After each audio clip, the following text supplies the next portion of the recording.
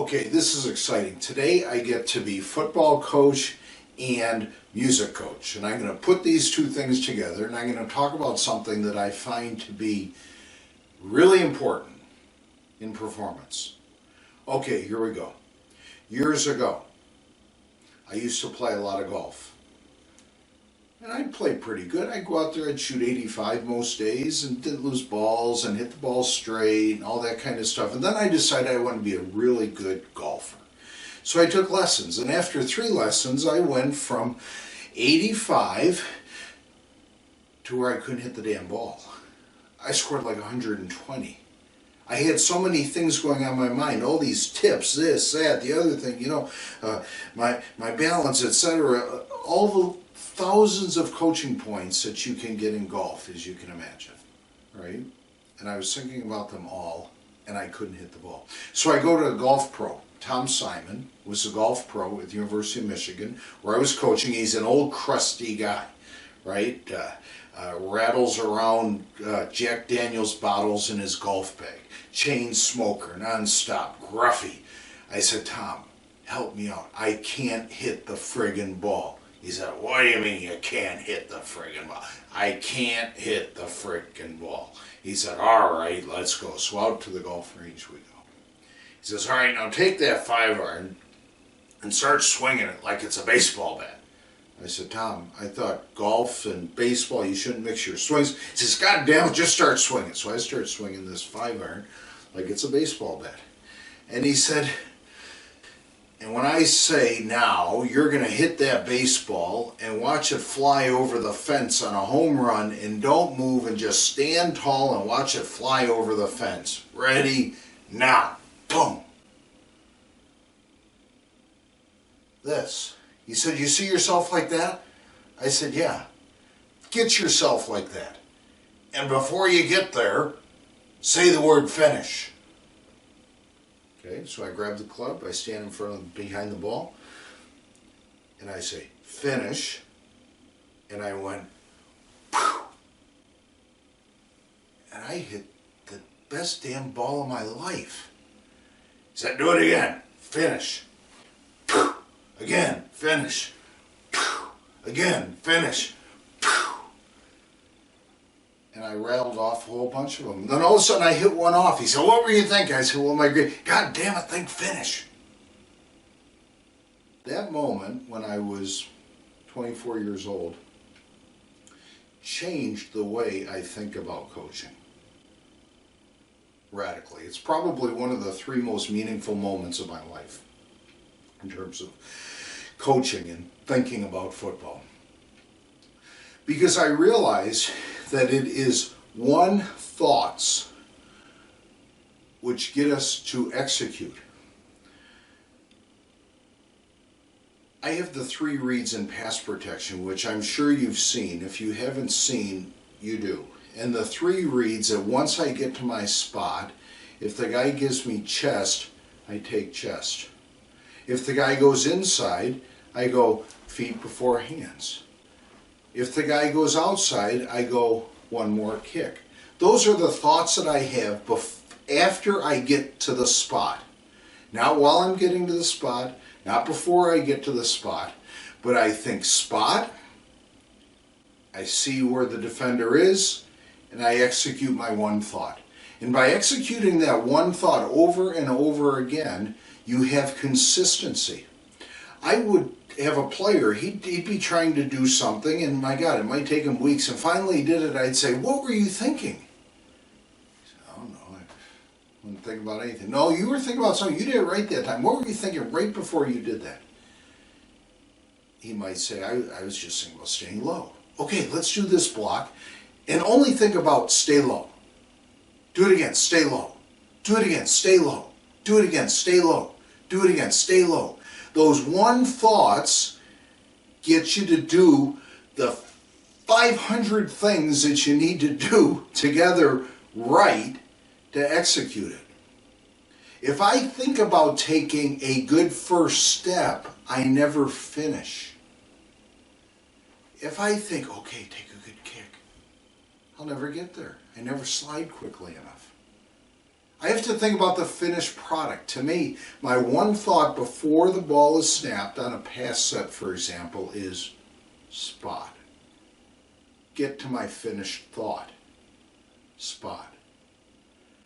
My one thought might be on a cutoff block, right, is through. That one thought puts it all together for me. The step is right, the angle's right, the leverage is right, the hand placement is right, the finish is right, the whole thing finishes. Those are one thoughts. And I train those one thoughts. When a player finally gets it, I say, yes, what was your thought? Great, whatever it was. He might say, stay low. Whatever his one thought is, I say, do it again, again, again, again. Too many times, a player, no, that's not right, do this. No, that's not right. No, do it again, do it again. No, no, no. Oh, great, good, yeah, that's it. Okay, next guy up. No, when someone finally gets it, that is the moment, the glorious moment that we have in coaching. That is the moment. Grab that moment. He did it right. What were you thinking? Do it again. Do it again. Again. Again. Again. You guys go get a drink. You do it again. Again. Let's do it 20 times. Again. Again. Again. Again. Because if the guy in the line does it wrong 3 times and finally gets it right on the 4th time, when it's all said and done, he's going to remember the 3 times as much as a 1 time. You have to take that moment where it's done right, and that's when it becomes the habit. Second story. Nate Livings played left guard for me. Oh shoot, he was from LSU. He was a tough kid. My God, we cut him 6 times. Eventually, he stuck with us long enough years that he became the starter, and he ended up going to the Dallas Cowboys and signing a $20 million contract. Nate, to me, said, Coach, come here, I need to talk to you. He was playing for Dallas. I was coaching the Bengals, and this is before the game. He pulled me aside. He said, Coach, I got to tell you something, even here in Dallas. I go, what's that, Nate? He said, I got to tell you something. It's really weird, Coach. I go, okay, Nate, tell me, what is it? He says, I hear your voice. I said, yeah, Nate, that's really weird. What do you mean you hear my voice? I said, I hear you. When in my pass sets, when I see a chest read, I hear your voice say, take chest. Or he goes inside, I hear your voice say, feet before hands. Or when he goes outside, I hear your voice say, one more kick.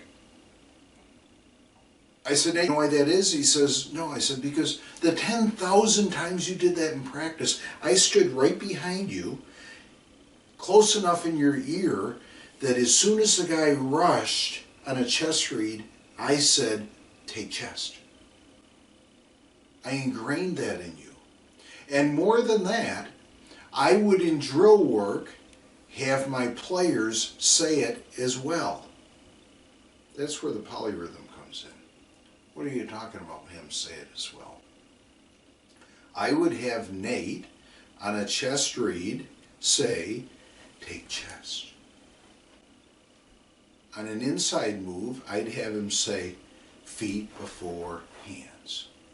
On an outside move, I would have him say, one more kick. By saying that, verbalizing it, it gets the one thought ingrained in your mind. So you see something, you do it. I've had players tell me before that, yeah, they do it in drills, but they do it when they're blocking guys. They actually say it as they're blocking them. Okay.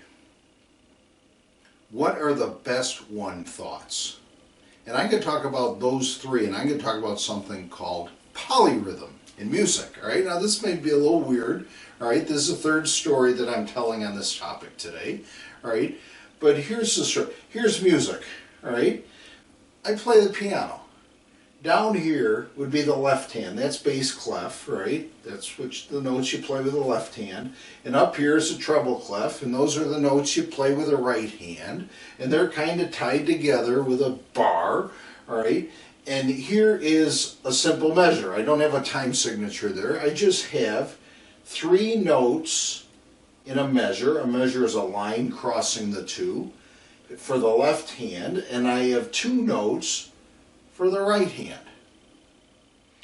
And in this time span of measure, these notes are to be played together but spaced out over that time, meaning that while this one's playing 3 notes, this one plays 2 notes. If I were to put it this way, it would be 3 notes, 2 notes. But they both start and end at the same time. So it looked like this. If you watch me closely, right, I'm going to do it for you. I'm going to play 3 notes in my left hand, 2 notes in my right hand.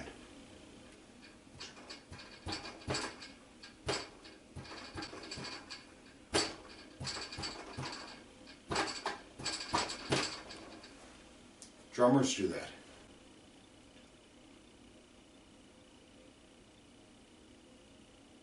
Now, Coach, where are you talking? Why are you bringing up something silly like that? Number one, that's very difficult to do.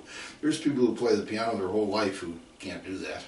All right, it's very difficult to do. But how did I learn to do that? I learned to do it through a rhythmic phrase, right? And in this case, it's a polyrhythm because it's more than one rhythm. And a polyrhythmic phrase. And a polyrhythmic phrase, listen to me now. 2 cups of tea. 2 cups of tea. Chocolate ice cream. Chocolate ice cream. Watch this. Feet before hands. Feet before hands. Why did I choose those words? Chest, take chest. Inside, feet before hands. Outside, one more kick.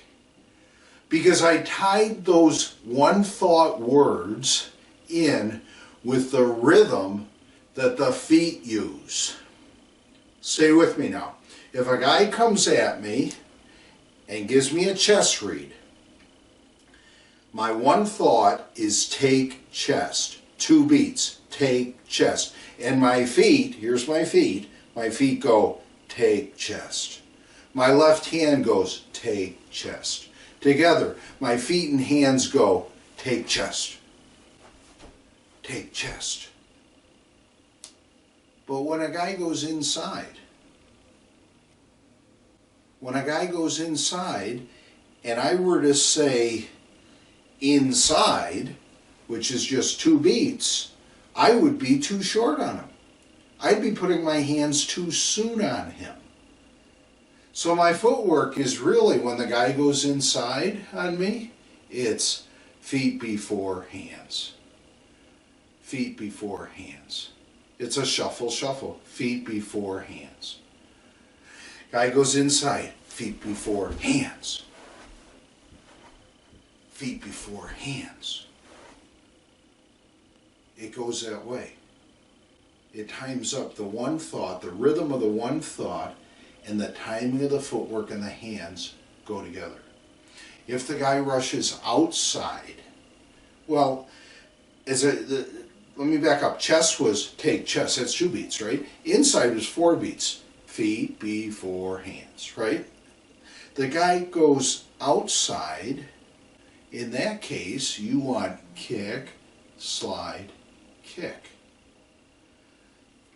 So when the guy went outside, I was thinking, okay, I want them to go kick, slide, kick. Kick, slide, kick, and then make my next read. Whether to take chest or go feet before hands so I can step with that foot, or I pigeon toe push. As you know, hopefully, right? What is 3 beats? 1 more kick. 1 more kick. Outside rush. 1 more kick. 1 more kick. So that's what I do. I know it's weird. That's how I tied my one. Those are the one thoughts that I chose that had the same rhythmic syllables as the timing of the footwork to put your feet at the right spot at the right time in conjunction with the hand placement. Bull rush, 2 steps, take chest. Inside move, 4 steps, feet before hands. Outside move, 3 steps, 1 more kick. When you're putting your one thoughts together, maybe think about that. I do. So go. Like this.